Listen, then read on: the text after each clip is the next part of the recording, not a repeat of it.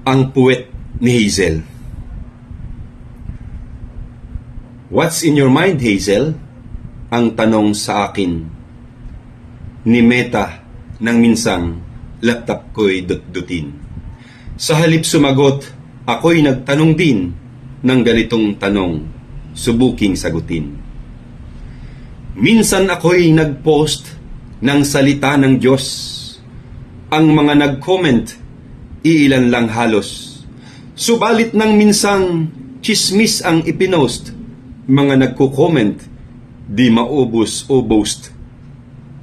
Ako ay nagre-reels ng lutong pagkain. Kunti ang nag-react, siguro'y aanim. Ngunit nang utong ko ang aking imay day, ay napakarami sa aking nag-PM. Ako ay nag-TikTok ng magandang aral. Isang taong singkad, di pa nagbabiral. Ngunit nang i-upload ang aking iskandal hanggang sa Senado ay pinag-usapan. Minsan isang araw, ako ay nag-upload ng video ng gubat at kristal na ilog.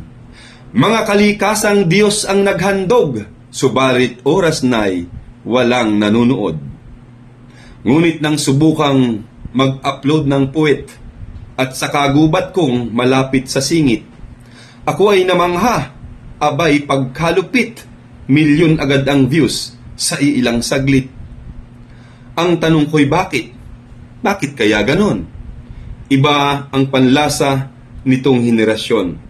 Mas gusto'y patayan kaysa makatulong sa pagpapalubag sa mundo ng tensyon.